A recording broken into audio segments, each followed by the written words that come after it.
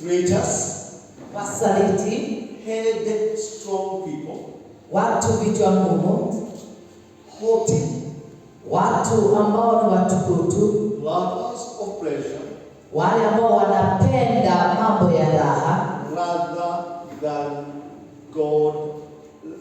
rather than lovers of God. sio wale ambao wanampenda Mungu.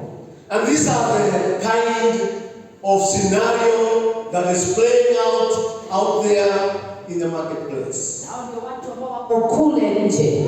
These are our politicians. Hawa ni wanasiasa wetu. These are the people surrounding us. Hao ni watu ambao wametuzunguka. These are people who are our neighbors. Hawa ni watu ambao ni majirani wetu. Who are traitors. Watu ambao ni wasaliti. Headstrong. Watu ambao ni vichwa ngumu. Haughty. Watu ambao wana kiburi. Lovers of pleasure rather than lovers of God.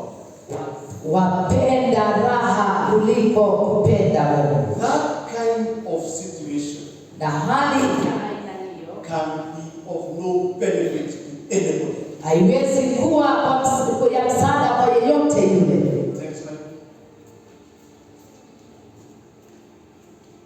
Look at this. This is what is killing the church. Na hii ndio inaua kanisa. Having a form of godliness. Remember where we have come from? Haughty. People who don't even know God. And having a form of godliness, but denying its power.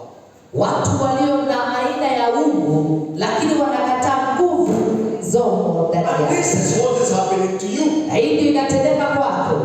Today, a lot of us desire a lot of things. Leo watu wengi hutamani vitu vingi. A lot of us desire a lot of conditions. Na wengi wetu hutamani vitu vingi. Others desire peace. Wengine wanatamani amani. Others desire stability in marriage. Wengine wanatamani ndoa na isimame. Others desire peace in their locality. Wengine wanatamani amani mahali wanapokaa. Others desire wealth. Wengine wanatamani mali. Others desire other things. Wengine wanatamani mambo tofauti. Having a form of godliness but denying its power. Yaani wakiwa na aina mfano wa uungu lakini wakikana nguvu zake. And from such people, Na kutokana na watu kama wale, turn away. basi jiepushe. Get out of that kind of person. Jiepushe na watu Do wa aina. not associate with that kind of person. Usije ukajihusisha na watu wale. Those people will not lead you the right way. Hawatakuongoza kwa njia ifaayo. They have, and this has crept into the church. Na hii basi imeingia kanisani. The church keep on praying,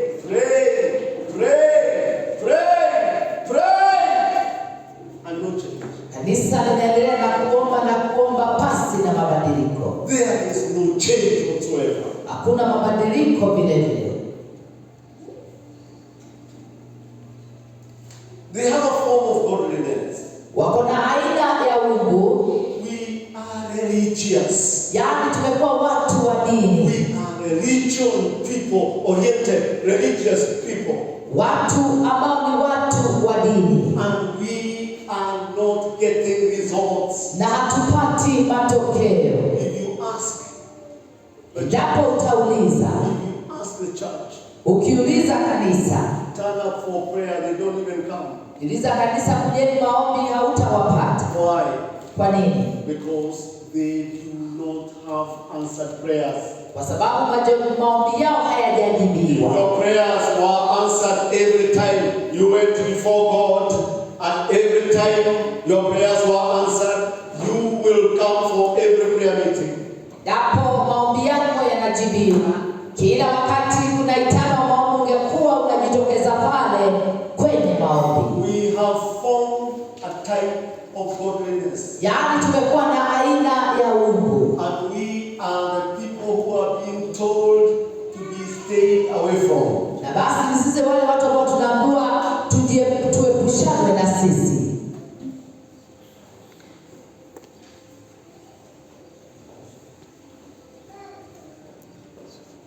this form of godliness that we have developed Na hii aina ya uungu ambao watu wameipata will not help us in any way. haitakusaidia kwa namna yoyote. The power of God must be felt, must be experienced in the body of Christ. Nguvu za Mungu lazima tuzihisi katika mwili wa Kristo. The power of God must be within us, must be exercised by us.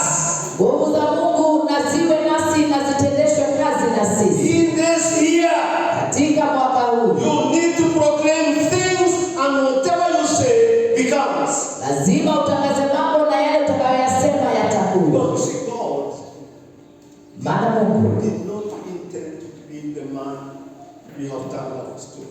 na basi mwanadamu, Mungu hapo na lengo la kuwa mtu ambaye binadamu abadilika na kuwa. God did not intend to create man. Mungu hakukusudia kumuumba Mungu. He did not intend to create man. Hapo na kusudi la kumuumba Mungu. Man is what turned out to be what God created. Yaani mwanadamu aligeuka na kuwa kile ambacho kilikuwa kimeumbwa. What God intended to create was a being that was almost like him. Kile alichokusudia Mungu ni kuwa na kiumbe ambacho kinafahamikiana na yeye. Genesis 1:26. Hello. Mwanzo 1:26. Genesis 1:26.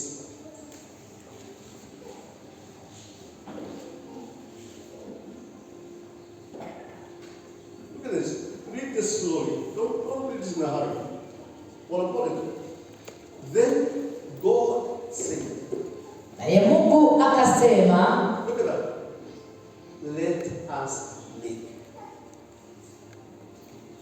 So I don't know. God first of all created man. At this juncture, he says, he doesn't say let us create. wakati wa semi na tumbe akasema wacheni na tumfanye. What does he say? Mungu akasema na tumfanye mtu. Notice. Please, look at this. Look at this chapter. Look at it. God said, let us make, not create. Hakusema tumbe, akasema tu. So I don't know, and I don't want to speculate. Did God create man, then made him? Did he create, then he made? Je, Mungu alimuumba kisha akamfanya? Let us go by what the word of God says. Nene na vile neno la Mungu linasema. Let us make man in our image, according to our likeness. Let them have dominion over the fish of the sea, over the birds of the air, and over the cattle, over all the earth, and over every creeping thing that creeps on the earth. Mungu akasema, na tumfanye mtu kwa mfano wetu, kwa sura yetu, wakatawale samaki wa baharini na ndege wa angani na wanyama na nchi yote pia na kila chenye kutambaa juu ya nchi.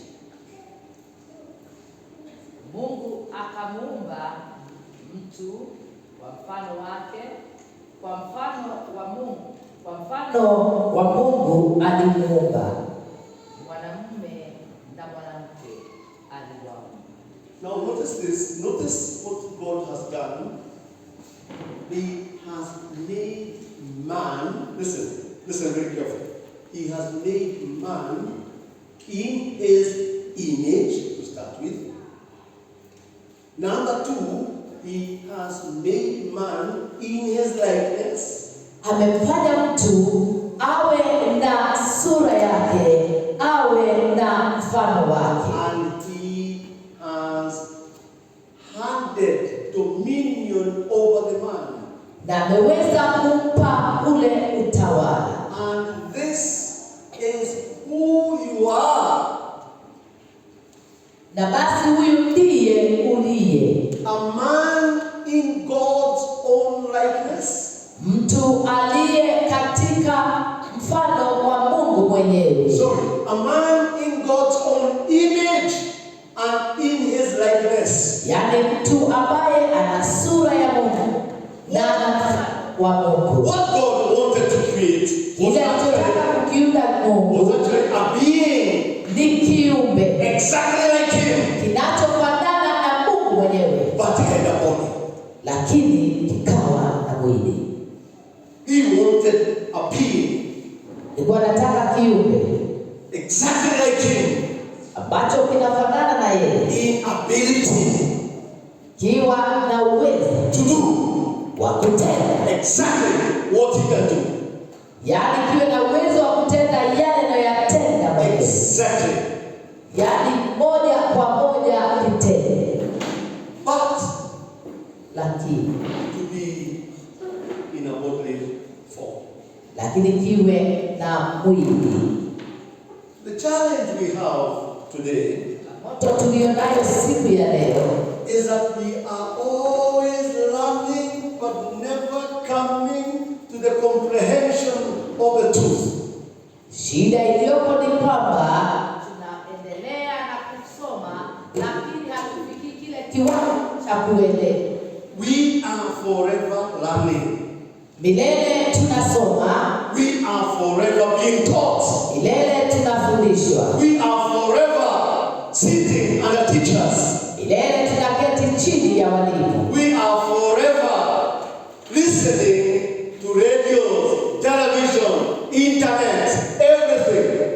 Milele tunasikiliza redio na mambo yote kwenye mitandao. TikTok. We are on the social media. Tuko katika mitandao ya kijamii. We are taught from every angle. Tunafundishwa kutoka kila pembe. And we do not learn nothing. Na pale hatusomi. Always learning. Ila wakati tukisomeshwa. Every time learning. Ila wakati tukifundishwa. Never coming to the comprehension of the truth. Lakini pale hatupati ule ufahamu wa ukweli wenyewe. 2 Timothy Timotheo wa pili chapter number 3 verse number 7. 3:7. Always learning and never able to come to the knowledge of the truth. Timotheo 3:7. Nasema 2 Timothy 3:7. The challenge we are in is that we are listeners ni kwamba tunamekuwa but never coming to the understanding of the truth. yaani tunakuwa wasikilizaji basi na kuja kufahamu ule ukweli. This truth Ukweli huu is the one we are discussing today. ule ambao tunaujadili leo hii. And our topic today, you can phrase it, you can call it. Na basi mada ya leo The perfect law of liberty. naweza kuita ile sheria ya uhuru kamili. The perfect law of liberty. And this is what everybody is looking for. Na hivyo kila mtu anatafuta. And God has been gracious enough to reveal it to us today. Mungu amekuwa wa rehema nyingi kutufunulia leo hii. The perfect law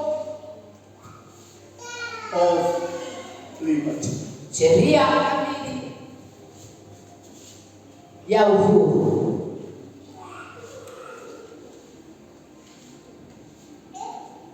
And if you dwell in this law, Ukidumu katika sheria hii, you will liberate yourself utaweza kujikomboa from every circumstance, kutokana na kila hali, from every situation, kutokana na hali yoyote, from every captivity. kutokana na kila kifungo. You will become free. Utakuwa huru.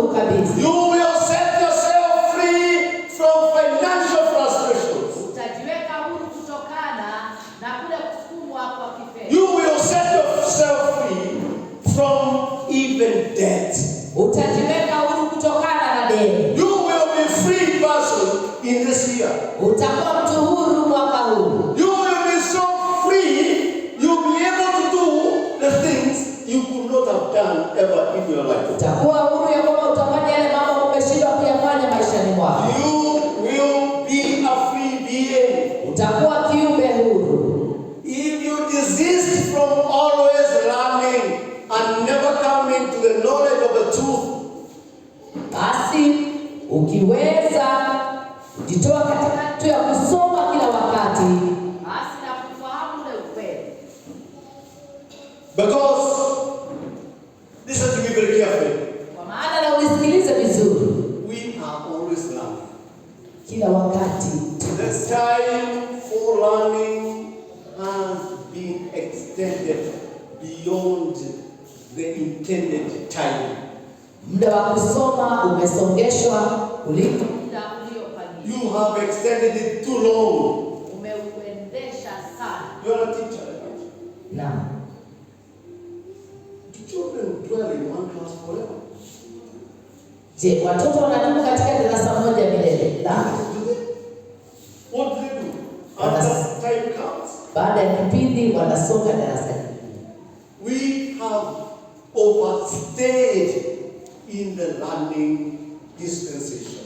Na tumekaa sana katika darasa la. And that's why every year come, every year come, every year go, every year come, every year go, and we remain the same.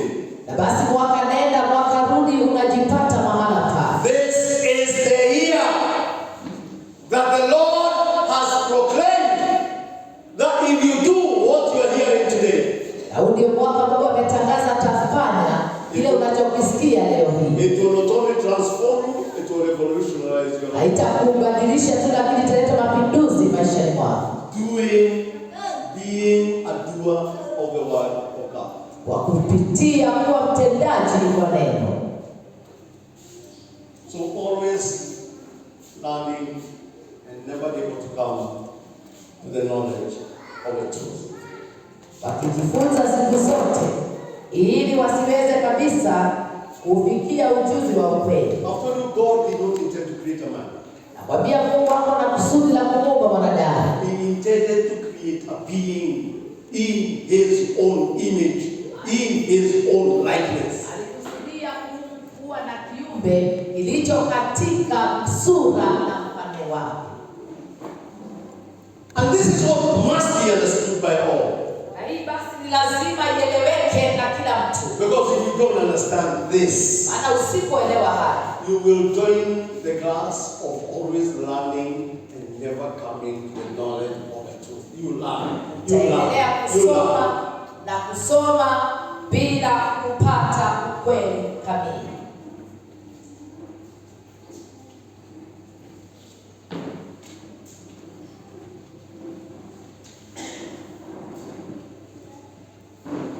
Genesis 1 says, "Let us make man in our image, according to our likeness, and let them have dominion over all."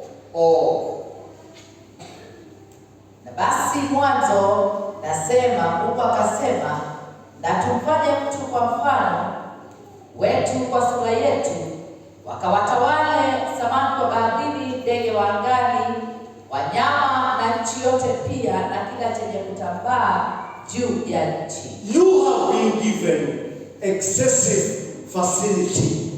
Yaani umepewa nafasi kubwa sana. You have an opportunity that you should never waste.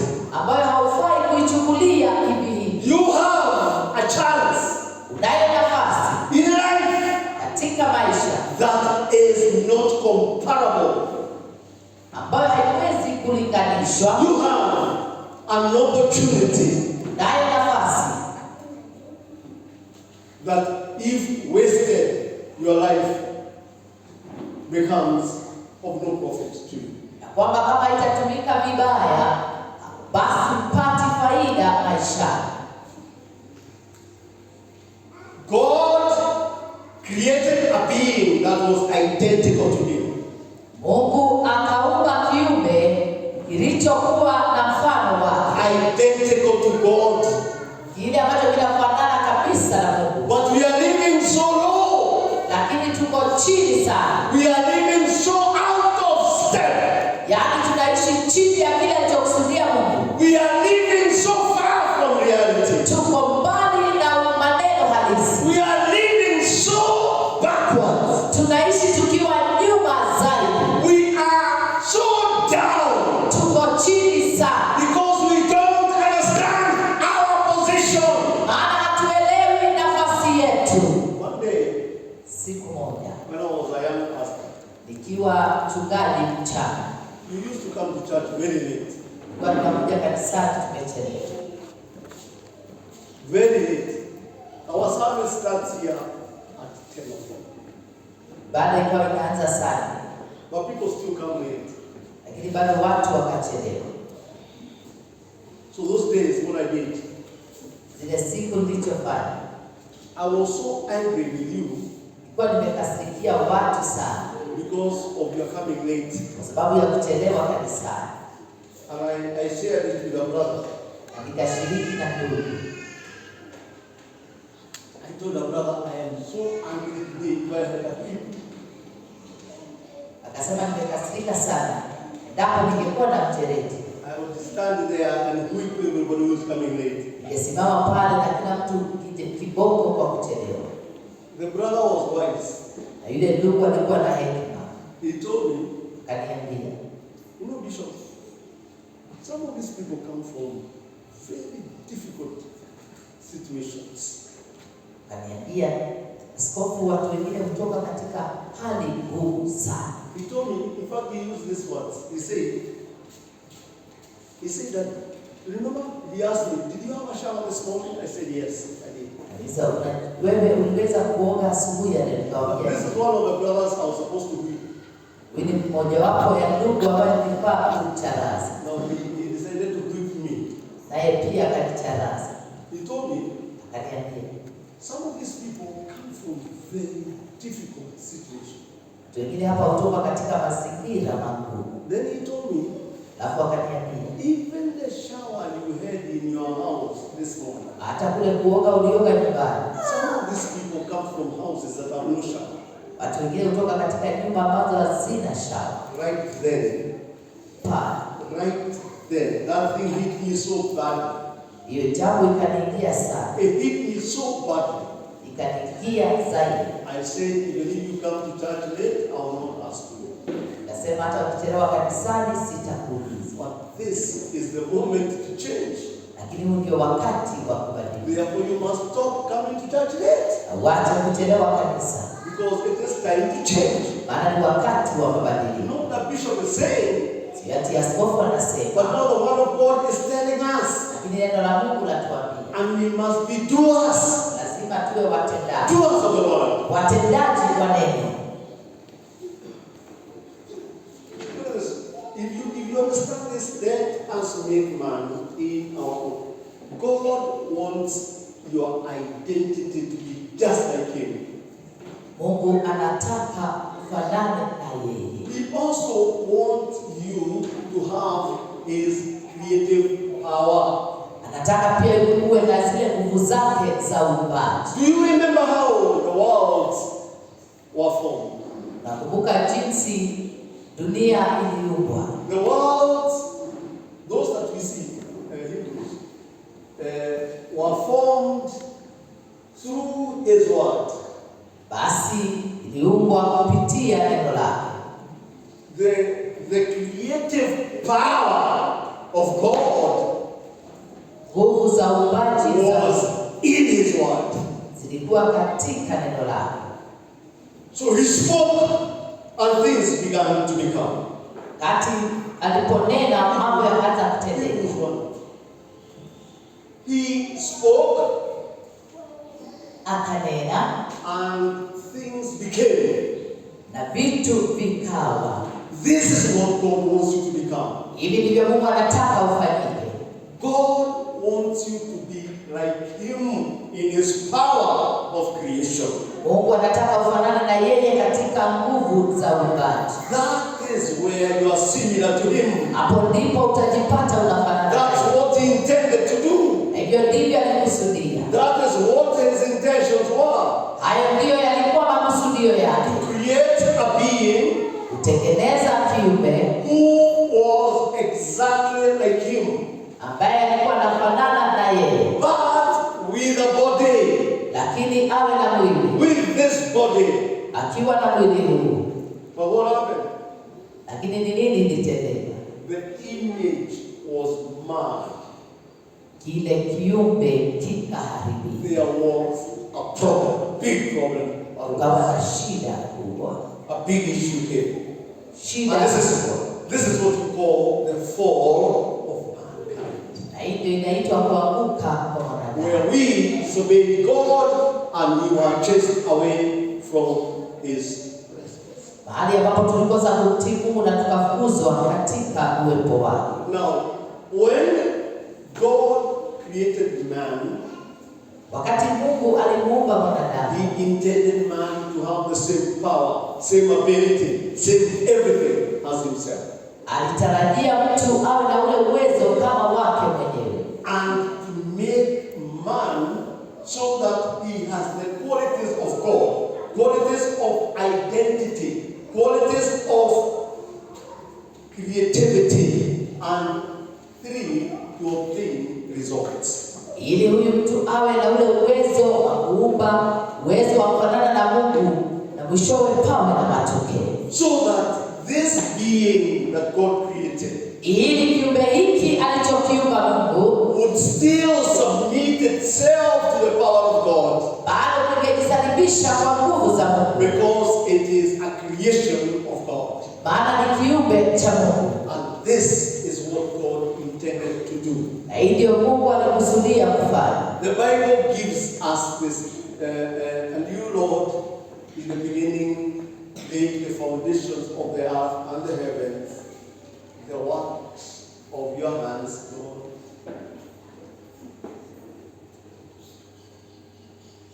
Hakuna ingine. Next slide. That's what I'm looking for. He created through His word the visible and the invisible things. It is His word.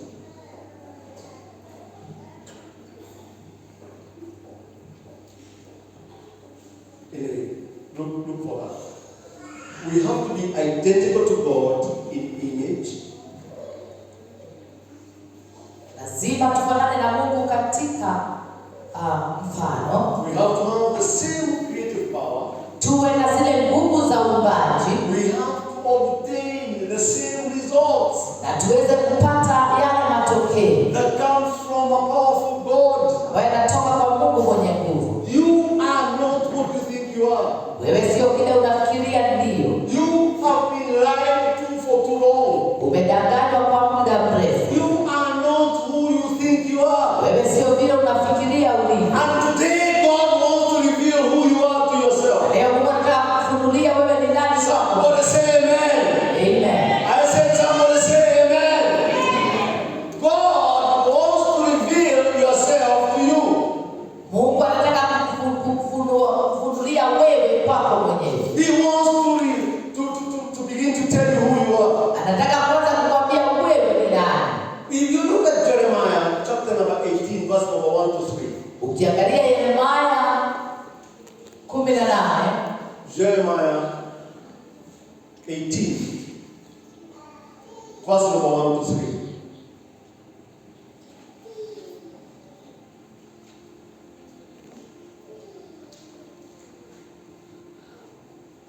So Jesus came to Jeremiah.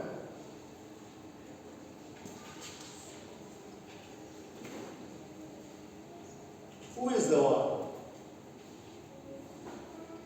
Jesus, isn't it? So, who came to Jeremiah? Jesus came to Jeremiah. Yesu akamjia Yeremia. The word which came to Jeremiah from the Lord, saying, go on, arise and go to the potter's house. And there, listen, and there I will cause you to hear my words. Listen. Sikiliza. Jeremiah was being told to go to the potter's house. Yeremia alikuwa anatumwa katika nyumba ya mfinyanzi. Listen to me. He, God, is not going to speak one word. One word. Watalinena neno moja. Jeremiah is expected to understand what the Lord is saying through his obedience to go where God is telling him to go. Basi ule utiifu wake utaonekana wakati ataenda mahali anapomtuma Mungu. Arise and go down to the potter's house. Ondoka na uende mpaka nyumba ya mfinyanzi. And there I will cause you to hear my words. Na huko nitakusikizisha maneno yangu. Then I went down to the potter's house. Basi nikashuka mpaka nyumba ya mfinyanzi. And there he was making something at the wheel. Na pale alikuwa akifanya kazi yake kwa magurudumu. And the vessel that he made of clay was marred in the hand of the potter. Na chombo alichokuwa kikifinyanga kikaharibikia mkononi mwa mfinyanzi. So he made it again Akakitengeneza tena into another vessel. kikawa chombo kingine. The intention of the potter Basi lengo la yule mfinyanzi was to make a particular being, a particular vessel. ni kutengeneza chombo maalum. But the vessel got marred. Lakini chombo kikaharibika. Marred is it went shaglabagla. Yaani kikaharibika. Kiliharibika. The vessel got marred. Ile chombo kikaharibika. When the vessel got marred, Wakati chombo chenyewe kiliharibika, the potter did not stop. yule mfinyanzi hakuacha. He made it into another vessel. Akakifanya ilipoharibikia mkononi mwake, As it seemed good to the potter to make. alikifanyiza tena kuwa chombo kingine kama alivyoona vyema. Then the word of the Lord came to me saying, Neno la Mungu likanijia na kusema, O house of Israel, nyumba ya Israeli, can I not do with you as this potter? kwani mimi siwezi kuwatendea ninyi kama vile mfinyanzi huyu alivyotenda, Says the Lord. asema Bwana. Look, Angalieni, as the clay is in the potter's hand, kama udongo ulivyo katika mkono wa mfinyanzi, so are you in my hand, O house of Israel. ndivyo mlivyo katika mkono wangu, enyi nyumba ya Israeli. So there is an instruction to Jeremiah to go to the potter's house. Kuna maagizo kwa Yeremia aende katika nyumba ya mfinyanzi. And in the potter's house, Na katika nyumba ya mfinyanzi, go and observe what the potter is doing. enda ukaangalie anachokifanya mfinyanzi. And as Jeremiah arrived there, Wakati Yeremia alifika kule, there was the potter with his wheel, mfinyanzi alikuwa pale na gurudumu lake, rotating the vessel on his wheel. akitengeneza kile chombo kwenye, And he was making a vessel. na alikuwa anatengeneza chombo. That vessel got marred, got disturbed, got destroyed. Kile chombo kikaharibikia mikononi mwa mfinyanzi. But I thank God, Ninamshukuru Mungu, I praise God this morning namshukuru Mungu asubuhi hii that the vessel got marred in the potter's hands. kwamba chombo kiliharibika mikononi mwa mfinyanzi. For if it was not in the potter's hand, Maana kisingekuwa katika mikono ya mfinyanzi, there would have been no restoration. pasingekuwa na urejesho. Today, Leo hii God wanted to create a vessel, a being that is equivalent to himself. Mungu alitaka kutengeneza kiumbe kinachotoshana na yeye mwenyewe, With a body. kikiwa na mwili, And while in the hands of the potter, na kikiwa pale mikononi mwa mfinyanzi, the devil came along shetani akaja and he destroyed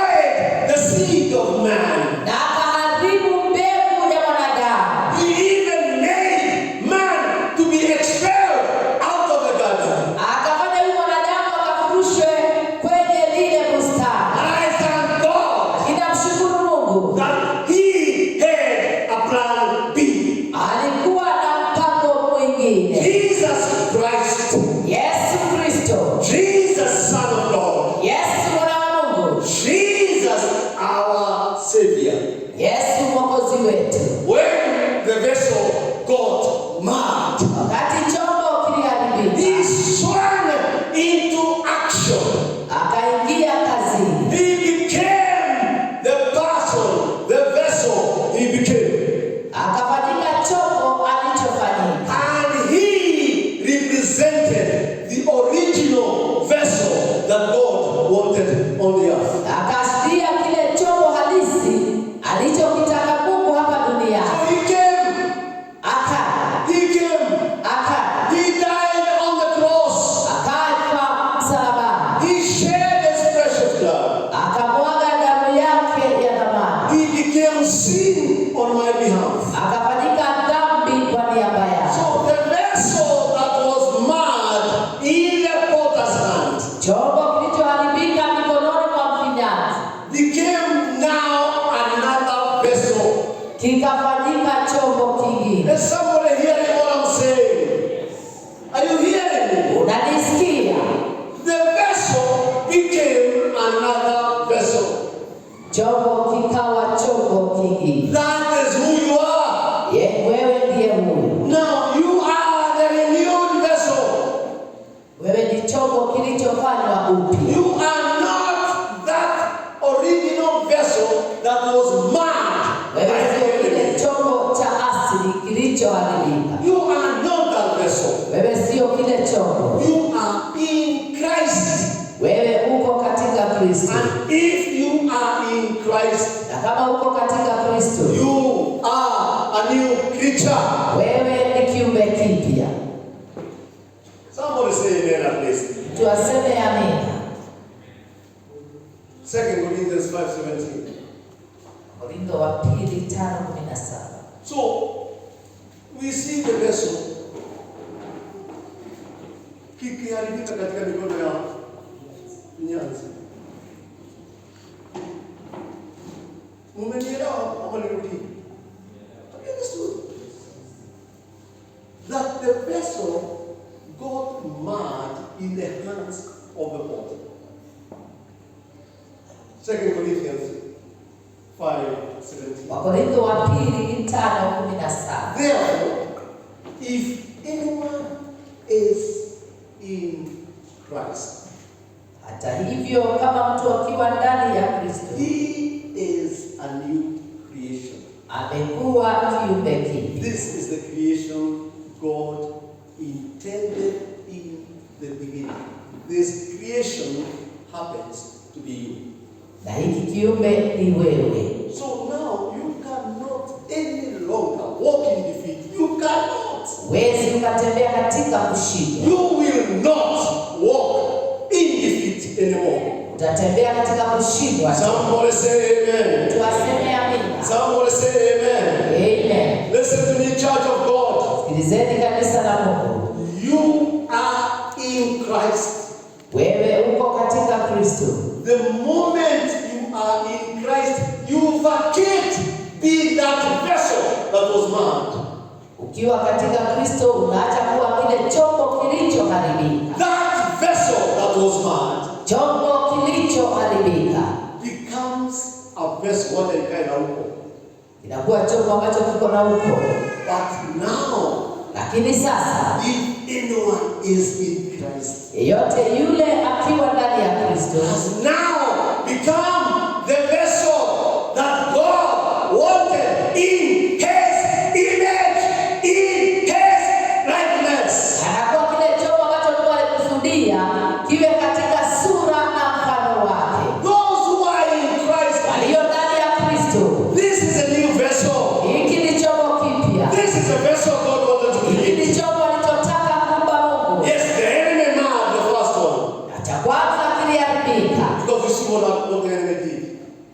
He wanted to spoil the seed of humans. That's why he attacked Adam. Alitaka kuharibu mbegu ya wanadamu na ndiposa akamshambulia Adamu. That's why we are all sinners as Adamic nature, the sinful nature. Na kwa sababu tukiwa na mambo ya Adamu sisi ni watenda dhambi. But Christ Lakini Kristo, is the life. Kristo ni uzima. Christ is the life. Kristo ni uzima. Are we together? Kwa pamoja. Is anybody with me? Yeyote If ananisikia. you're getting what I'm saying, just wave at me. If you're getting Ananisikia nipungie mkono. and if you want me to repeat, still raise your hand. I shall repeat. Because if you don't get this, Kama hautapata hii, you will live like the mad vessel. utaishi kama chombo kilichoharibika milele. Forever. Milele. And this is what now brings the transformation. Na hii ndio huleta mabadiliko. God wanted to create a being that is exactly, I repeat, exactly like Him.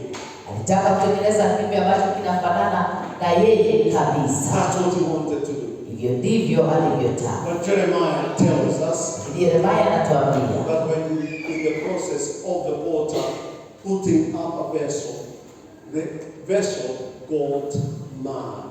katika ile harakati chombo kikaharibika. And when the vessel got mad, He created into another vessel. Wakati chombo kiliharibika, akatengeneza chombo kingine. Then we bring in the equation of Christ. Na pale tunaleta dhana ya Kristo. We bring in the equation of Christ. Leta dhana ya Kristo. Christ being the human who became human exactly like you.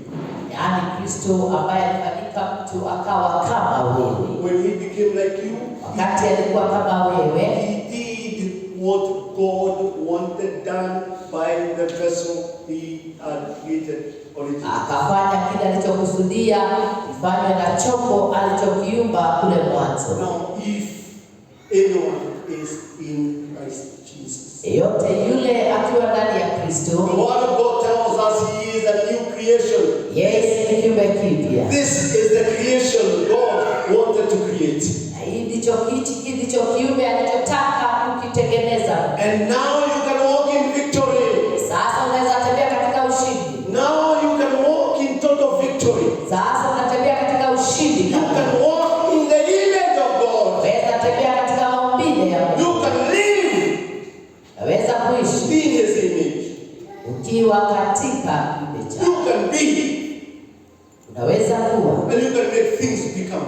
Unaweza fanya mambo yakatendeka. You can make things become. Unaweza fanya mambo yatendeke. You can bring change to your desired heart. Unaweza kuleta mabadiliko katika mioyo. You can do it. Unaweza. Let me repeat, you can do it. Wacha nirudie, unaweza. Let me say it again, you are capable. Unaoweza. Somebody say amen. Amen. If you come hii mambo imekuwa ngumu, this is too high for you. If it is, I'll go and sleep. Is it difficult? Is it? Tell me yes or no. Is it difficult for you? No.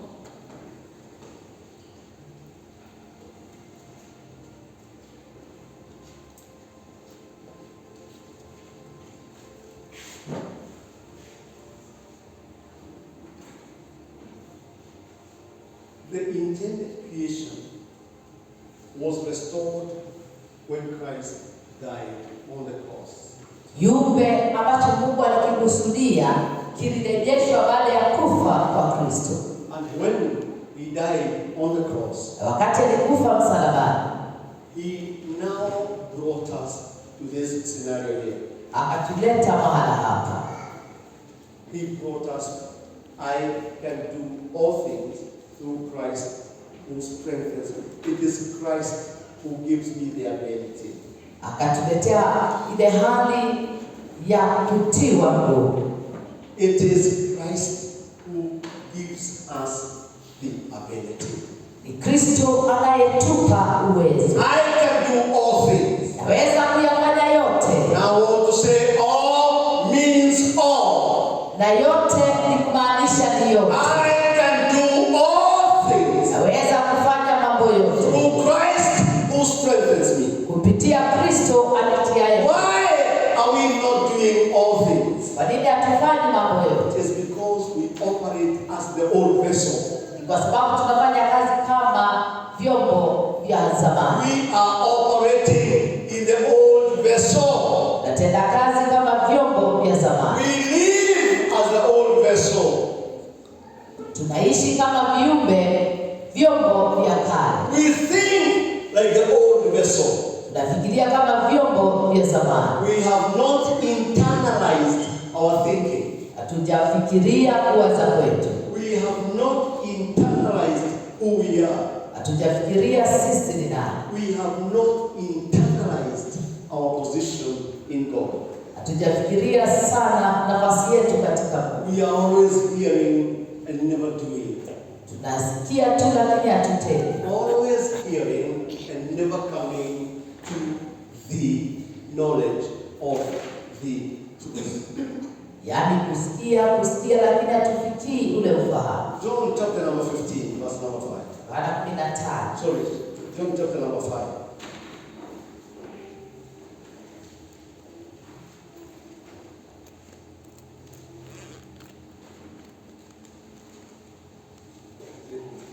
Or 5:15. 15, where Jesus says that without me you can do nothing.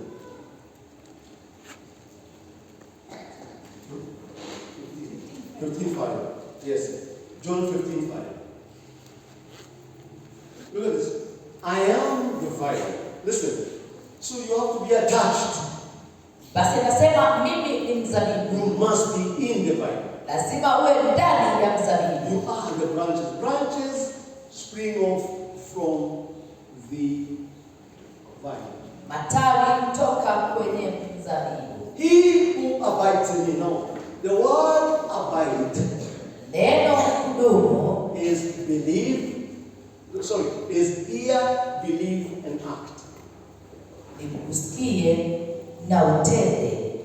Believe, Amini, understand, elewa and act. na utende. Who abides in me? Who believes in me? Who obeys what I've said? He does what I say, and he is, in fact, believing in the power of God. Yule ambaye anasikia, anaamini, na tena lile neno la Mungu. And I in him. Na mimi ndani He yake. has already been faithful to you. Tayari amekuwa mwaminifu kwako. He bears much fruit. Yeye atazaa matunda mengi. Now listen to me very carefully. Sikiliza na kwa makini. Fruit is seen from a distance. Tunda huonekana kwa umbali. Fruit, a tree that has many fruits, Mti ulio na matunda mengi attract not only birds, it will also attract humans. basi haivutii tu ndege, huvutia binadamu. A tree, the fruit is an outward expression. You shall know them by their fruit. Tawajua kwa matunda yao. The fruit of your life Tunda la maisha yako must be evident. lazima iwe dhahiri It must be seen. na lazima And lionekane. if it is not being seen, Kama halionekani, you have no fruit. huna tunda.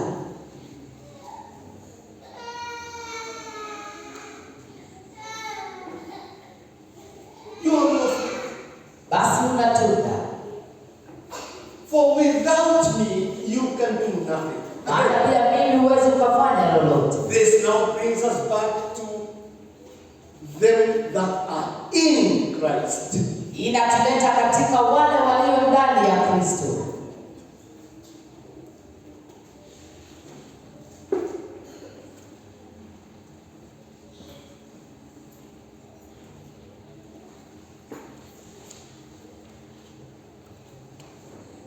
See, when you want to drive a Mercedes, Unapotaka kuendesha gari aina ya Mercedes, you must do the things that pertain to driving a Mercedes. lazima ufanye yale mambo ambayo yanaambatana na kuendesha Mercedes. You want to drive a Mercedes and you're not qualified. Ama unataka kuendesha Mercedes na hujaitii. See, for me, just bring me this girl. Bring her. Come, baby, come. Run, quickly. Good job. This sweetheart, why not here? Huyu msichana mzuri. This is a wonderful lady. Huyu ni binti wa ajabu. But if somebody came to marry this girl, I would probably kill the guy in this girl. Mtu akikuja hapa asinataka kumwoa, pengine tunaweza muua huyo. And I said probably. Nasema pengine. Because you see now, this lady here sababu huyu binti hapa has not attained hajafikisha kiwango, the position of getting married. Kiwango cha kuolewa. Tuko pamoja. I love her. Nampenda. But I can't give her my car. Lakini siwezi kupeana katika ndoa. Drive. Hata kuendesha. She will die. Atakufa na lile gari. And if you want to try that, kama unataka kujaribu, my car keys are there. Nguo zangu za gari ziko pale. Give it to her. Umpatie. You tell her to drive off after I give you permission to do that. Na nikimpa ruhusa tumwambie aendeshe. Because she doesn't have the capacity. Maana hana ule uwezo. She doesn't have the capacity to be married. Hana uwezo wa kuolewa. Neither does she have the capacity to drive. Na hana uwezo wa kuendesha. Therefore, hivyo basi, me as a prudent person, mimi kama mtu mwenye hekima, I can never allow those two things. Siwezi kuruhusu. I can't. Siwezi. I will not. Sitaruhusu. Under any circumstances. Katika hali yoyote. I will not. Sitaweza. Why? Kwa nini? She doesn't have the capacity. Maana hana ule uwezo. This is what is happening to brethren. Inatendeka kwa wapendwa. Brethren have no capacity.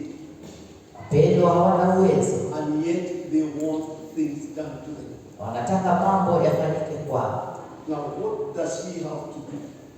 Basi atafanya nini? Just she waits until she's 18.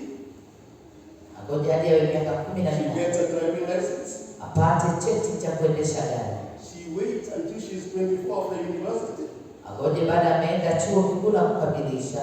And she'll be married then. Alafu wakati huo anaweza kuolewa. But not now. Lakini sio sasa. And this is what is happening to the brethren. Na hili linatendeka kwa wapendwa. They don't want to do what is necessary for them. Wataka kufanya kile ambacho ni muhimu. To acquire what they are asking God to give you. Kufikia kile ambacho Mungu anataka wapate. Always learning. Ila wakati wanasoma. Beginning with Mark. Always learning. Ila wakati wanasoma. But never coming to the knowledge of the truth. Lakini hawafikii kule kufahamu ukweli. Now, if you have to drive a Mercedes, ama utaendesha gari aina ya Mercedes, you must qualify for Mercedes. lazima uwe umehitimu kuendesha Mercedes. You have to. Otherwise, utakuwa tukikuta hiyo gari yako imesimama hapo kwa dagimu hapo. Ni nini ba? Ni petroli imeisha. Kikosa kufanya hivyo utakuwa unaipata kuiegesha kila mahali, ukiuliza unasema huna mafuta. Tukikutana na yeye mahali inalia ni nini baya? Shock absorber zimeisha. Naanza kusema nimemaliza ile shock absorber. Let me tell you, you have to be prepared. Lazima ujiandae. For that level you want to enter into. Kwa hiyo kiwango unataka kuingia. You have to prepare yourself. Lazima ujiandae. You have to be prepared. Lazima ujiandae. You have to. Ni lazima. Expand your knowledge. Wewe panua ujuzi wako. But people just want to come here. God give me a car. God give me. Listen. Tunataka kuja hapa wanaomba wanaongea na kusema Mungu nipe gari. Even some of you are praying for wives. Lakini wengi hata wanaomba wapate wake. Are you ready to be a husband? Wewe uko tayari kuwa mume? Yule mke akija, okay, tuseme amekuja. Are you ready for her? Ukipata mke uko tayari kwa mke? Have yourself such that when she comes, Umejiandaa ili mkeo ajapo she finds a conducive, godly atmosphere apate mahali pazuri pana uungu, where God has prepared exactly the way He wanted. mahali ambapo Mungu ameandaa kuwe vile alivyotaka. Ama ni akuje udiscover yeye ni tofauti alafu ufukuze. Is it that you discover she's different and then you change? Let me tell you, we have to be prepared for everything. Wacha tujiandae kwa kila kitu. And we have to rise up to the occasion. Lazima tuinuke. We have to stand up. Lazima tusimame. Your businesses, Biashara what are they for? ni za nini? What benefit is that business bringing to the kingdom? Hiyo biashara yako inaletea ufalme faida gani? Of what benefit is that business becoming? Na jiulize, hiyo biashara inaleta faida gani? What is it for? Ni ya nini? And how should it be to bring benefit to the kingdom of God? Na inawezaje kuleta faida kwa ufalme wa Mungu? Because without me, you can't do nothing. Bila mimi hauwezi kufanya lolote. Without God, you will achieve very little. Bila Mungu huwezi kufikia mengi. Without God, there will be no progress. Bila Mungu hakuna maendeleo. Without understanding Bila kuelewa what God wants, kile Mungu anataka, there will be very little progress. utakuwa na maendeleo machache. You see, I have heard people talking, I've heard people saying that the universe Nasikia watu wakisema ya kwamba dunia has powers ina nguvu, to bring you wealth. na nguvu za kukuletea utajiri. I want to disagree with that. Nataka kutofautiana na haya. The universe doesn't have the power to bring you wealth. Dunia haina nguvu ya kukuletea utajiri. Working with your hands will bring you wealth. Kufanya kazi kwa mikono yako kutakuletea mali. Working with your hands will bring you wealth.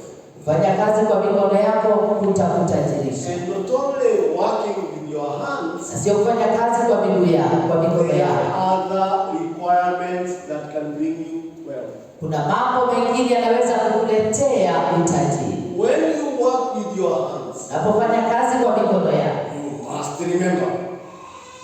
na ukumbuke, You must remember. na ukumbuke And this is a condition. kwamba hii ndio mambo. You must remember Ukumbuke that it is God who enables you to do those things. It is not the universe. kwamba ni Mungu akuwezeshaye kufanya mambo hayo, To sio Oprah Winfrey, it is the universe. wake Oprah Winfrey ni dunia. But to us, it's not. Lakini kwetu si hivyo. To us, it is not. Kwetu si hivyo. Oprah, it is the universe. Wake Oprah ni dunia. And the cosmic movement and the moon and the stars and the moon, that is not, these are creations of God. Wezi ukasema ni jua, mwezi, sayari, hivi vyote ni viumbe vya Mungu. These are creations of God. Hivi ni viumbe vya Mungu. They cannot align to release a power that will make you wealth. Haziwezi kuambatana kwa namna ati vikuletee utajiri. It is not possible. Haiwezekani. Oprah Winfrey, do you know who I'm talking about? Oprah. Oh, you know Oprah? Oprah sio mama wako kisharia kwenu. Oprah is the richest, one of the richest women in the world. Oprah Winfrey ni baadhi ya wanawake matajiri zaidi katika dunia. But out of her wealth, Lakini kutokana na utajiri wake, she has gone astray amepotoka. and began to tell people that there is a cosmic movement. I don't know what I call it. Anza kuambia watu kuna vile viumbe vya Mungu. Now, brethren, let us agree today. Wapendwa, na tukubaliane leo hii, There will be no magical word. hakutakuwa na mambo na sarakasi. And again, I repeat, there will be no word. Word is that stick that the magicians hold. It's normally white. Kile kijiti cha wale ambao wanafanya mazingaombwe. And they do abracadabra, cadabra, cadabra. That's what they do. Wale ambao wanafanya mazingaombwe na ile abracadabra. There will be none of this. Hakutakuwa kama hiyo. So there is no magical word. Basi hakuna neno ambalo litatumika katika mazingaombwe. There is no magic in this thing. Hakuna mazingaombwe na sarakasi katika haya. What this guy is calling magic is all trickery. Basi kile ambacho naita mazingaombwe naisha. We need to understand that this book, tunahitaji kuelewa kwamba kitabu hiki, kitabu hiki, let me repeat, this book, kitabu hiki is a collection of promises. Yani ni ahadi zimewekwa pamoja. Is a collection of principles. Ni kuunganishwa kwa kanuni. This book, hiki kitabu, it is not just the word. Sio tu neno. It has principles. Inazo kanuni. It has precepts. Inazo kanuni. This book here, hiki kitabu hapa, if you read this book and follow what the book says, kisoma kitabu hiki na ufuate kilichoko ndani ya kitabu, it is also full of prophecies. Imejawa na unabii. Prophecies are full in this book. Unabii umejaa kwenye kitabu hiki. And if you listen, na kama utasikiliza, it will not only tell you of what is to come, it will tell you of what was the past. Haitakwambia kile kitakuja, itakwambia kile kilikuwepo. A lot of us are stagnant. Wengi wetu tumekuwa mahali pamoja. Why? Kwa nini? Because we don't do as instructed. Maana hatufanyi kama tulivyoagizwa. We are just listeners. Tunakuwa wasikilizaji. We listen like in today. Nasikiliza kama leo. There are people who will leave this house. Na watu watatoka. Today they will leave this house. Watatoka nyumbani. Having not paid proper attention to what is being said. Kwa sababu kusikiliza kilichosemwa. And they will go. Na wataenda. And they will come next week. Watakuja juma lijalo. And another thing will be said. Juma lingine watakuja. I don't know about you, but me, when I hear the word of God, I sit down and listen. Naketi chini na kusikiliza. I want to do. Nataka kufanya. I want to do it. Nataka kulifanya. I want to do the word of God. Nataka kufanya neno la Mungu. Because it is in the doing. Maana ni katika kutenda that you acquire the mastery. Kwamba unapata yale ya kimsingi. What God wants you to do is to master. Ile Mungu anataka ufanye ni uweze become a master. Uwe mkuu. Become a master. Uwe mkuu. Master in everything that you do. Yaani uweze kuchukua utawala katika chochote ufanyacho. Become a master in everything that you put your hands to do. Na uweze kuwa utawala katika yote unayokusudia kuyafanya. Everything. Chochote kile. Everything you want to do. Chochote unataka kufanya. Do it. Na ufanye. With vigor, strength and ability of a master. Ukiwa na nguvu na uwezo wa yule mtawala. Because you are that creature. You are that creation. Wewe kile kiumbe. The Lord will open doors for you. Mungu atakufungulia milango. He will make you what He intended to make you. Atakufanya kile alikusudia kukufanya. Somebody say amen. Amen. Now, masters. Anybody heard of a man called Tiger Woods? Tiger Woods? Anybody? Just put up your hand if you have heard of Tiger Woods. Put up properly, I can't see those hands. What was it? What is he good in? Golf. Huyo ni mchezaji bora wa golf.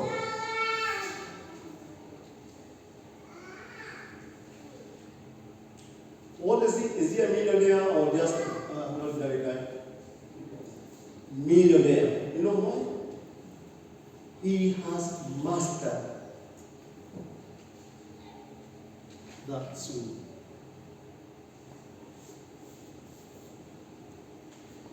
That's obvious, master.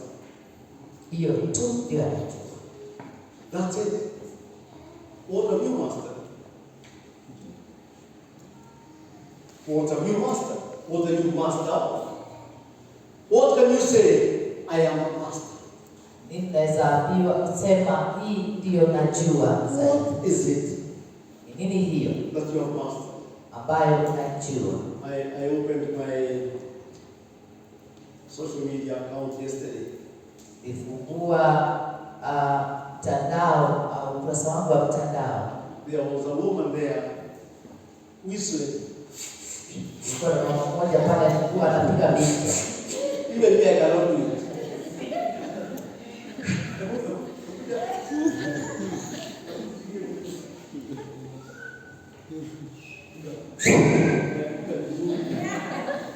That woman was doing that on the social media. You know how many likes she has? She has more likes than this church. She has more likes than all of you. All of you combined. Nani amepata watu wamependea mambo hayo kuliko yale wanapendea kanisa. And all she does is one.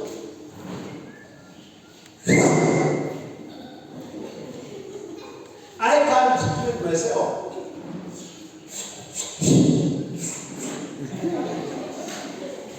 But this lady has 430,000 followers. Kuna wafuasi zaidi ya 400,000. How much money is YouTube paying? Atalipwa pesa ngapi na YouTube? How much? YouTube pays money to people who whistle.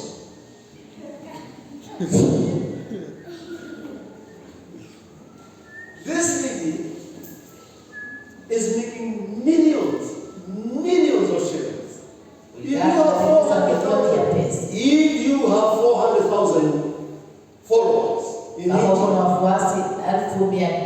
you will get close to 500,000 shillings. Utapata karibu nusu milioni. And you are sitting there looking at me instead of mastering to whistle. Umekaa pale baada ya kufundisha kupiga binti. Nakupiga hii binti. Yes. Hata hii unajua. You know. This lady is making money while you're sitting there making noise.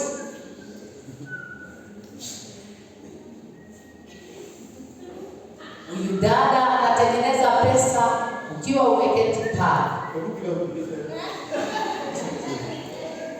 Hapa hatuna uwezo. When you master something, Unapojua kitu,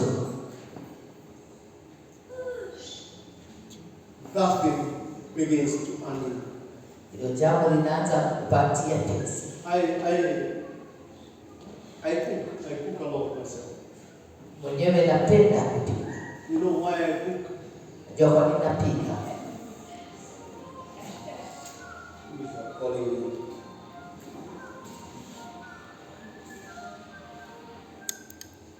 Najua kwa nini napika. I cook because I love good food. Napika maana napenda chakula kizuri. I cook because I love good food. Mimi napenda chakula kizuri. If I was not a pastor, Ingawa singekuwa mchungaji, I would be a chef in a hotel. ningekuwa chef katika hoteli. I'll be the main man there who cooks. Ningekuwa yule mtu wa pale wa kupika. Because sometimes I can't stand some food that people cook. Mimi siwezi kuvumilia naumizwa na chakula. Kama chakula. Na sasa hiyo machakula yuko. Ile mashakula pale. It only needed planning and systematic arrangement. Inahitaji tu kupangiwa vizuri. So I learned how to cook because I wanted to eat good food. Mimi nijifundisha kupika maana napenda kula chakula kizuri. I can't depend on people to do that for me. Mimi siwezi kuwategemea watu kunifanyia hivyo. I have mastered Mimi nimejua making food. jinsi ya kutengeneza chakula kizuri. I know how to make food. Mimi najua kutengeneza chakula kizuri. And if you want to test me, I'll cook for you one day. Kama unataka kunijaribu nikupikie siku moja. You will never regret. Hautatubu. You will pay me to cook for you another. First time it will be free, second time I'll charge you. Mara ya kwanza itakuwa bila malipo, mara ya pili utagharamia. But you must become a master in something. Lakini lazima uwe mtu anayejua zaidi katika jambo. And if you have mastered nothing, begin today to plan yourself to master something. Na kama una pahali popote umejishikilia, wanza kujua nini hiyo unafanya vizuri zaidi. There is people will look for you when you have mastered to do something. Watu watakutafuta ili wafanyie jambo. You will not go to them. Utaenda kwao. They will look for you. Watakutafuta. And you will pile them in line as they come. Utawapanga mistari mojawapo. But most of us Ili wengi wetu always hearing ila wakati ni kusikia and never coming to the knowledge of the truth. hakuna wakati unafikia ule ujuzi. I want you to believe that the word of God is true. Nataka ujue kwamba neno la Mungu ni kweli. The principle of walking out of poverty Kanuni ya kutembea kutokana na umaskini is not, the secret is not in the tithing. haiko katika kutoa fungu. The tithing is a test for you whether you are a faithful person. Basi ile kutoa fungu ni jaribio kama wewe ni mwaminifu. To qualify to receive the blessings of God. Ili upokee baraka za Mungu. Please understand this, that your tithing, Elewa ya kwamba fungu lako it's not the one that makes you rich. hiyo sio inakutajirisha. The tithing proves you Ile fungu la 10 inadhibitisha whether you can be trusted, kama unaweza kuaminika, whether you are faithful, kama wewe ni mwaminifu, whether you can be depended upon. kama unaweza kutegemewa. Because when you tithe, Na wakati unatoa fungu, you are actually obeying a principle. wewe unakuwa ukitii kanuni. And this principle Na kanuni hii is your test whether you're doing what the word says. ni jaribio kama unafanya kile ambacho neno linasema. Do not mix the two. Usije ukachanganya zote. Tithing Kutoa fungu proves you are a capable person who can be depended upon. inakudhibitisha wewe ni mtu mwaminifu wa kutegemewa. And those people who don't tithe, Wale watu watoi fungu they are making such a great statement about themselves. wanafanya tangazo kubwa juu yao. They are saying, Wanasema we are a bunch of untrustworthy people. sisi ni kikundi cha watu wasioaminika. This is what they are saying. Hivi ndivyo anasema. But that tither Lakini yule anayetoa fungu is saying, anasema if God gives him more as he has prescribed in his word, Mungu akikupa mengi kama alivyoandika katika neno lake, I have proven myself to be faithful. nimejidhibitisha kuwa mwaminifu. And that's where most people go wrong. Hapo ndipo watu wengi hupotoka. They think tithing is the one that makes them wealthy. Wanafikiria kutoa fungu ndio There are uwatajiri. two other steps. Kuna hatua nyingine mbili. You must identify what you are going to master in. Lazima ujue ni gani utashikilia. And the other one is you must now begin to invest. Lazima sasa uanze kuwekeza. That's what brings wealth to you. Hiyo ndio inakupa utajiri. When you begin to invest your money that you have made from the mastering. Unapoanza kuwekeza pesa zako ambazo umetokana na ule ujuzi wako. You could be a teacher like my sister. Utakuwa mwalimu kama dada yangu. She has a salary at the end of the year. Ana mshahara mwisho wa mwezi.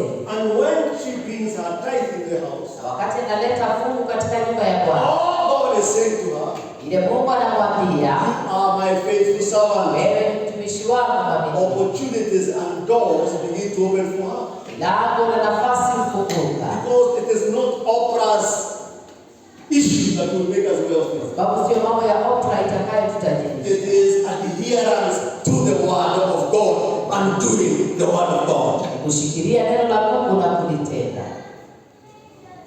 Are we together? Are you in the house today? Yes. So, those people who don't tithe, watu ambao watoi fungu, you are making a very big statement. Unafanya tangazo kubwa. You are telling God, regardless of who you are, naambia Mungu, kando na jinsi ulivyo, I will do as I please. Nitafanya ninavyotaka. And they continue doing that, and they do it, and they do it, and they do it. Wanaendelea kufanya hivyo na kuendelea na kuendelea. And then opportunities don't arise to them. Na nafasi hazitokezei kwao. And they close shop. Na wanafunga. Then they say God is not good. Nasema Mungu si mzuri. Because he has not blessed me. Sababu hajanidhani. It is not God, it is you. Si Mungu, ni wewe. It is you.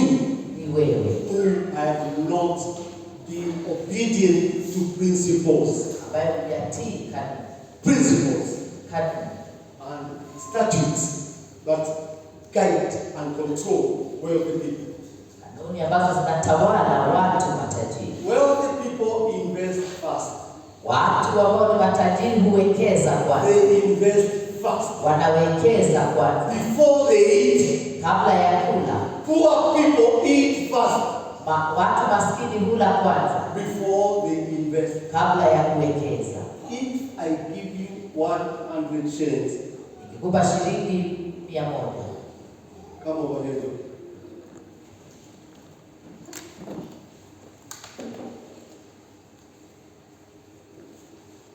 How much is this? That's my gift to you in the new year. Now listen to me. Listen to me. How much of it? Just show them. It's real, it's not fake. Now, 10 shillings out of this. Shilingi 10 kutokana na hii zawadi. That's not belong to you. Si yako. So go and get change and bring 10 shillings to that bank. Uhakikishe shilingi 10 zimeingia pale. 20 shillings. Shilingi 20. Put in your Kalimogo. Wekeza. Put it for investment even in the future. Weka kwa sababu unawekeza kwa siku zijazo. Second of all, buy ice cream, whatever you want to do, do whatever you want. Sabini, fanya vile unataka nasi. But 10 shillings, ni shilingi 10 bring that to katika nyumba ya Bwana. Bring that check. God give me, God give me, God give me. God doesn't live that way. Sema Mungu nipe, Mungu nipe, Mungu apeane. No, he doesn't. How God gives, God expects you to improve yourself. Even wanatarajia ujiboreshe. the people who are looking for husbands. Wanaotafuta waume. Husbands are there. Waume wako. It's only that you're not ready for them. Vile tu hauko tayari. DM me after this, I'll tell you what to do. DM me after this, I'll tell you what to do. And come only when you are qualified. Uje tu wakati umehitimu. There is no point of having a wife. Hakuna jambo na mke. And there is no food in your house. Na hata chakula hakuna. You think wife, they eat. Wewe unafikiria wanawake hawakuli. Wanawake Ladies, do not be cheated. dada msidanganye. That you should not ask your husband for money. Ask. Ati mfai kumuuliza mume pesa, muitishe pesa. Ask for money. Muitishe pesa. Boyfriend, don't ask for boyfriend. Boyfriend will give you money under conditions. Usiseme niko na boyfriend na nipe huyo atakupa masharti. Wives, ask. Wake waombe waume wao pesa. And you are not doing the wrong thing asking for it. Na ukiitisha pesa si ati unakosea. It is your right. Ni haki yako. Now listen to me, church, as we conclude. Kanisa, sikiliza tukimalizia. Next Sunday afternoon, Jumapili ijayo adhuhuri. Sunday afternoon, Jumapili adhuhuri. I will be here again, Nitakuwa hapa tena teaching you on avenues of investments. nikiwafundisha njia za kuwekeza. Avenues of investments. I want you to come next Sunday prepared to stay a little longer in the afternoon, Uje ukiwa umejiandaa kukaa kidogo adhuhuri, so that we can look at the facilities and the things. Otherwise, let me tell you, you live a very miserable life. kama sivyo utaishi maisha ya chini sana. And those of you men who are here, Na wale wanaume mko hapa, I want you to do me a favor. nataka nisaidie. Go back home Enda nyumbani and visit your wives. na utembelee mke wako. Your wives, where she came from. Utembee mahali mke wako walitoka. Also go back to your mother Rudi pia kwa mama yako. and check what kind of toilet they are using. Uangalie wanatumia choo cha aina gani. I'm saying go where the wife comes from. Uende mahali mke wako ametoka. Also go where you come from yourself. Uende mahali wewe mwenyewe umetoka. Go and become a blessing to these old people. Enda ufanyike baraka kwa wazee hao. They are still alive. Endapo wako hai. So where will you go? Kahuho? Mahi. Check those people, what kind of toilet they are using. Angalia wanatumia choo aina gani. If you ask me to squat in a pit latrine, Ukiniambia saa hizi nichuchumae katika choo cha chini, I cannot manage siwezi because of my age. kwa sababu ya umri wangu. And some of them are older than me. Na wengine ni wazee kuliko mimi. Go and build them a toilet they can sit down on. Enda wajengee choo wanaweza kukalia. But you know you cannot do it without money. Lakini huwezi kufanya hivyo bila pesa. You can't. Huwezi. You cannot. Listen, your mother is 80 years old. Mama yako kuna miaka 80. Watch me. Mimi isipokuwa mimi niko fiti.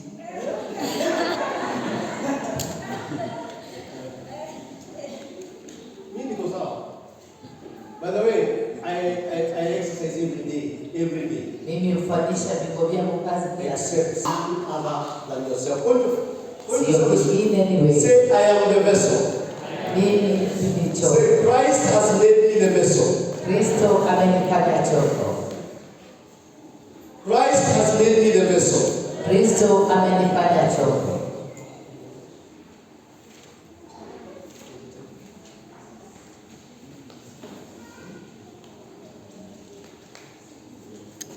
I am not the mad vessel. Mimi sio chombo kilichoharibika. I am the vessel Christ intended for me to become. Mimi ni chombo alichokusudia Kristo kikafanyika. I am the vessel. Mimi ni chombo. I am the vessel Mimi ni chombo that God intended to create. ambacho Mungu alikusudia. Say it loud, my friend. I am the vessel Mimi ni chombo that God intended to create. ambacho Mungu alikusudia kuumba. And I can do all things Naweza kufanya mambo yote through Christ who strengthens me. kupitia Kristo anitiaye nguvu. Listen to me very carefully. Sikilize kwa makini. When God wants you to arrive there, Wakati Mungu anataka ufike pale, He puts down some precepts. anaweka chini kanuni. He puts down some principles to be obeyed. Anaweka kanuni za kutii. You can't get things for free. Where? Huwezi pata vitu vya bure. Where Wapi? have you seen free things? Wapi umeona vitu vya bure? Where did you see this free? I see people writing on the internet, free airtime. Free. Listen, there is nothing free. Hakuna kitu cha bure. Nothing. Nothing. Vya bure havipo. If you want a car, you have to pay for it. Kama unataka gari lazima ulipie. And you get the car according to the level of growth. Na utafute gari kulingana na You get the car according to your growth. Na utapata gari kulingana na ukuaji wako. Kama unapeleka Vitz, hapo ndio umefika. Kama wewe unaendesha gari ile ya Vitz, hapo ndiko kiwango chako kipo. Ukiwa ni wa Toyota, wewe ni Toyota tu. Kama unapeleka Toyota, uko hapo kwa kiwango. Lexus, kama unaendesha Lexus, hapo juu kidogo. uko juu kidogo. Bentley ni gari, sio ng'ombe, ni gari. Bentley ni gari. Mercedes is a car from Germany. Mercedes imetoka Germany. It's actually assumed to have an upper class of humans. Na basi lile gari aina ya Mercedes inaonekana ile watu ambao you have to qualify. You have to qualify. Lazima uitie. If you want to wear a Boreto suit, you have to qualify. Kama kuna ile suit unataka kuvaa lazima uitie. Inaitwa Boreto. Ile Boreto suit. Designer. Hiyo ya design. Mbona unashuku? Mine is a Boreto. Don't check. Listen to me. You have to qualify. Lazima uitie. This is where you have been hearing and never qualifying. Hapa ndipo unasikia na unakosa kuitii. Never qualifying. Kuna wakati umeitii. This year is our year of qualification. Ni mwaka wa kuitii. This is our year. Huu ni mwaka wetu. You must move your antenna higher this year. Lazima upeleke hali yako ya kusikiliza juu zaidi. How do we put our antennas up here? Wekaje zile antena zetu kule juu? Do it. And again I repeat, by doing. Kwa kufanya. Doing the word of God. Kwa kufanya neno la Mungu. Doing the principles that are set up in this. Fanya kanuni ambazo zimewekwa. Doing the things that God has asked us to do. Na kuuliza tufanye kile Mungu ametuuliza tufanye. Let me tell you something. God will never come and build a house like this for you. Never. Mungu atakuja hapa na kujengea nyumba kama hii. Never. Hata wapi. Never. If you wait for him, you continue waiting. Kama unangoja Mungu akujengee nyumba kuendelea. Until you begin to say to yourself, hadi watu wanasemea, I will build my house. Nitajengea nyumba. Wewe jenga tu kieganga, hakuna shida. Jenga tu kienda. Build as you go. But you must sit somewhere and calculate the cost. Lakini keti chini na ufanye gharama. The cost is telling you that you require what? You require money. Na gharama inakwambia unahitaji pesa. And therefore there is nothing. Tell your neighbor there is nothing for free.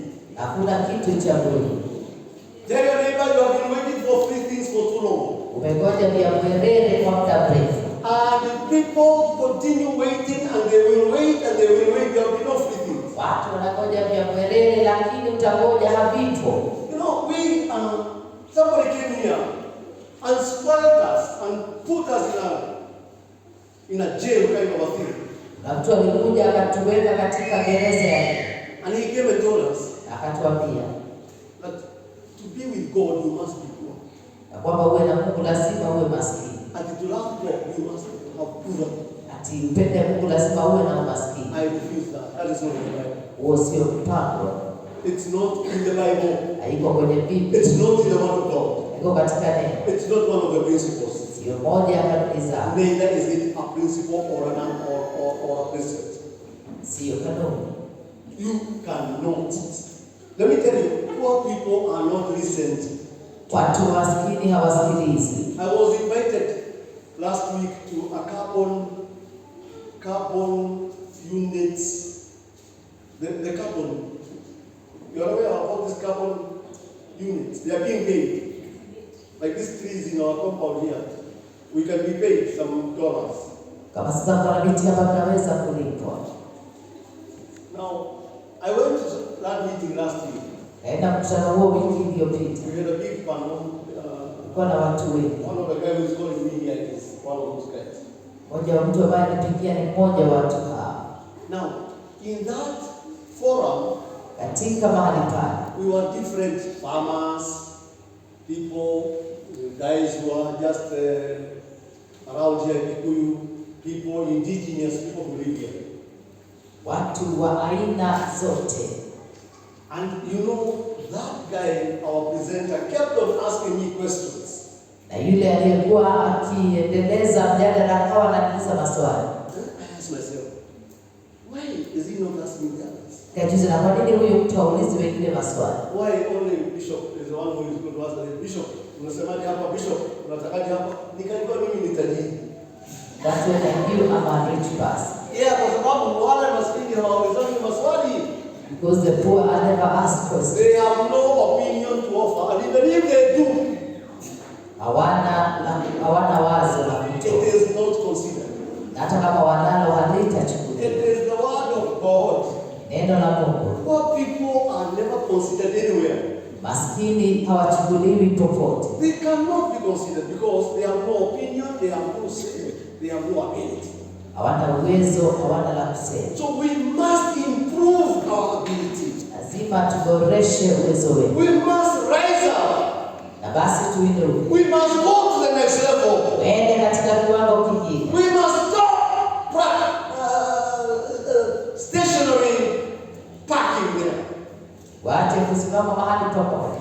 We must leave our station now. Watu tuondoke mahali petu sasa. We must come out from where we are. Lazima tutoke mahali tulipo. How do we come out? Na tutatoka vipi? Simple. We have the word of God. Nalo neno la Mungu. We have the precepts. Nazo kanuni za Mungu. Do what the word says do. Fanya kile neno linasema ufanye. Do it. Na uifanye. It will change your life. Badilisha maisha yako. It will transform you. Itakubadilisha. It will put you in a different pedestal. Itakuweka mahali tofauti. Because these promises, Maana hadi hizi, the one who promised aliyeahidi is faithful. ni mwaminifu. And he is of integrity. Na yeye ana. I am not telling you to believe what I'm saying. Sisemi amini kile ninachokisema. I'm saying the one who gave you this principle. Aliyepeana kanuni hizi He is faithful. ni mwaminifu. He is faithful. Yeye ni mwaminifu. He is faithful. Yeye ni mwaminifu. He can't lie. Hadangani. After all, why should he lie? Na kwa nini hadangani? For what reason? Kwa sababu gani?